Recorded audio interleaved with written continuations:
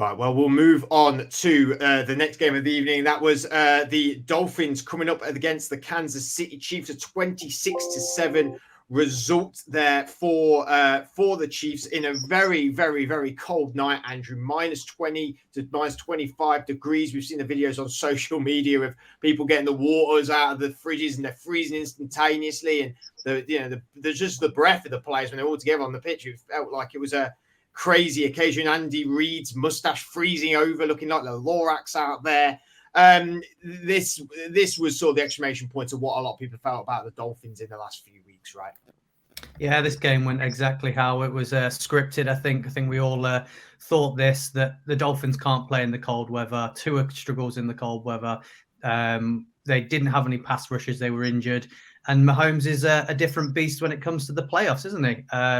So went to scripts. Feel like they've now got a bit of momentum behind them as well. So the Chiefs are going to be no pushover in the next game as well. But I think Dolphins have got some real things to look at now going forward is this going to be a problem every single year when they get to this point? Is Tua the right guy?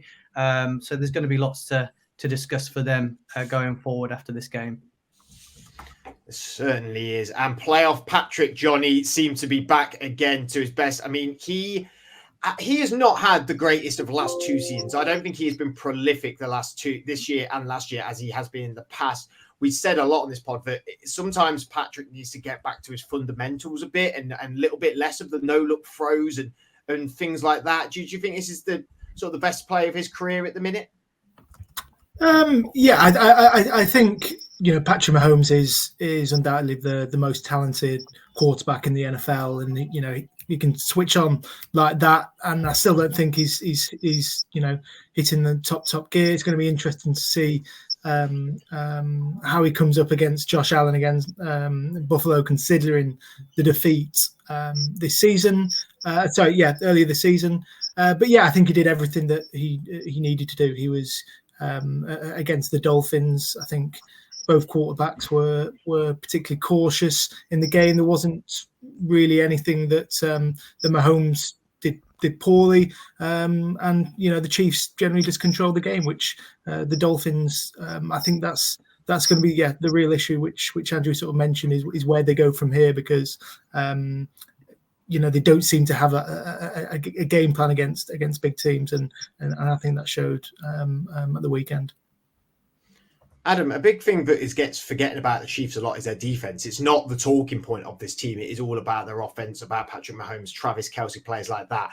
This defense played mean against Miami. I felt like they really stepped it up a gear and they've done this in the playoffs every year. I feel like that they go, it's not just the offense that pushes this team. It is the defense as well.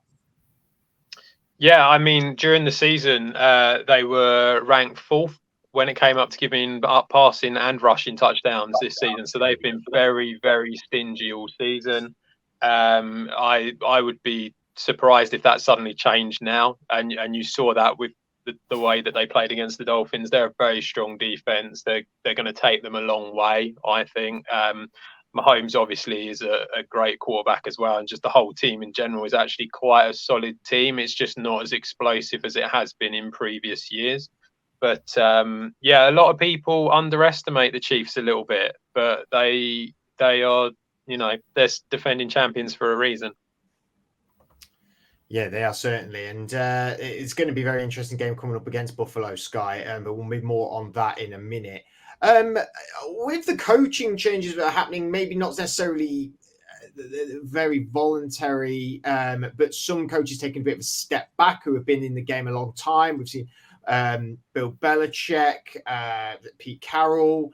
Do you think there's any risk of Andy Reid doing something like that? I don't know. I feel like their window's open for that a while. That was a massive curveball question. I apologize. I was like, wow. It was because you said my name, then went the question. I was like, is this for me? I was like, it is for me. Everyone's quiet. Damn, I've got to talk about Andy Reid. I think he'll be around for a while because their window's open as long as Mahomes is there, right? He showed that already with that Super Bowl win last season where he coached up on the field. Andy Reid coached up the receivers and Mahomes made them better around him. I mean, even when you look at a guy like Rashee Rice, who had such a big week last week, 130 yards, I think the future's bright for them. And he'll think, whilst Mahomes is here, I'll just keep coaching, because it just improves his legacy year in and year out. And I'll stick on with you, Sky, because we'll move on to the team that they're going to be facing in the next round. That's the Buffalo Bills, and they came up against the Pittsburgh Steelers. Obviously, it was meant to be a nice 6 o'clock Sunday evening for Freddie. Nice early night watching my team maybe win. Gets moved to 9:30 because of the snow. I mean, again, was in the social media a lot all week, and I have to give credit to the Kansas City Chiefs fans and the Buffalo Bills fans, because they all did show up and show it out. It was really incredible atmospheres in both stadiums. But a 31-17 win over my Steelers.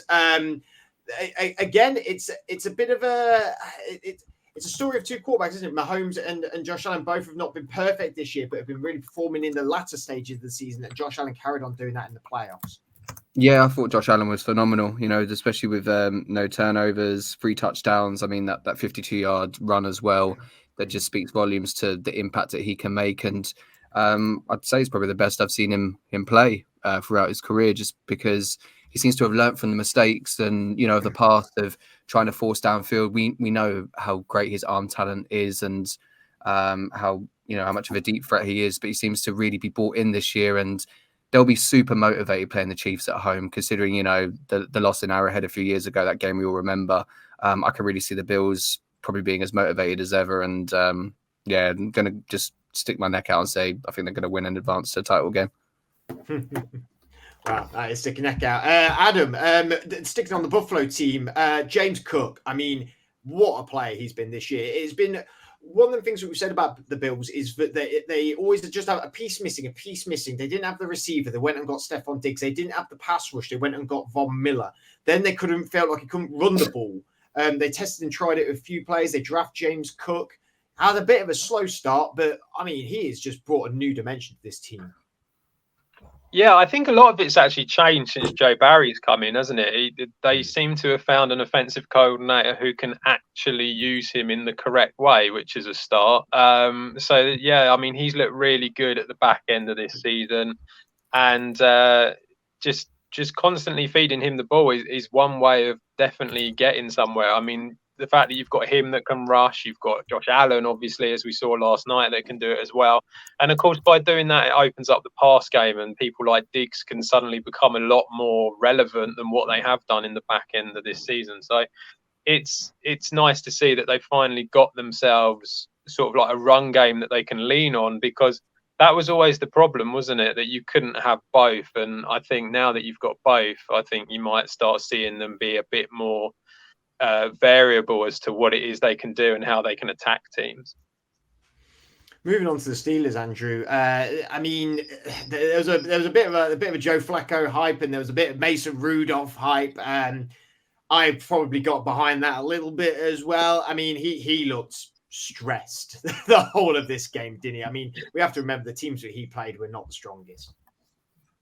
Yeah, despite that, I think you still got to take your hat off to what he's managed to achieve in that short period of time, and the way that you went into that game with your third quarterback, you went in without TJ Watt, and you managed to hang around in that game for a lot longer than I thought you would. So I think there's a lot of props there to the Steelers in the fact that they showed up and they played tough.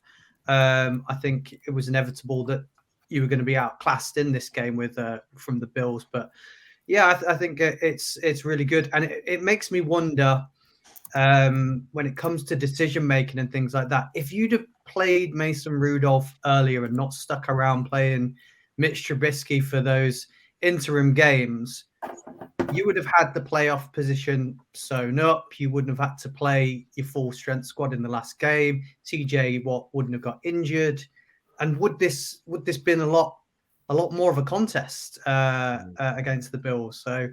Yeah, some question marks there of loyalty to players and hanging on to things too long has got to be on your mind there, Fred, with the Steelers. I just hear a lot of what ifs and a lot of hindsights, to be honest with you. Johnny, notably, Mike Tomlin after the game was asked about the woman just said you've got a year left on your contract, and he walked out. What do you read into that? Yeah, it's something that I think we will be talking about a lot more over the coming weeks. But I don't think there's been any question marks over his over his tenure so far this season. But I think we're getting to a stage now where the Steelers are, a plus 500 team every year, but they just don't seem to be able to get over that hurdle of being an elite team. And that's been the case for the last 10, 15 years. Whether that's the coaching or just, some poor decisions, maybe draft, free agency, I don't know. I think there's, a lot of teams who have rebuilt in recent years, or starting to rebuild. I'm sure Adam will come on to it in a short while, who have found immediate success and got themselves a decent quarterback. And I'm just not sure is that the route that the Steelers want to take? Do they want to completely remantle the team and the front office to sort of mirror image what they're seeing elsewhere in the league? And I'll stick with you, Johnny, because we'll look at the Chiefs-Bills game. The Chiefs going to the Bills. That'll be on Sunday, 11:30 p.m. It's a hot contest that we have seen very regularly in the playoffs now. However, the one spinning factor is the Bills hosting this. The Chiefs do not go on the road very often in the playoffs. How much of a factor do you think that will be? I think that's a huge edge, and I think we saw that this weekend in not just the Bills game. Fans throwing snowballs at the opposition players. How big Ford Field played. I know we'll get onto it in a bit, but that atmosphere there had a huge factor. Same with the Texans. So I think that's a definite advantage for Buffalo.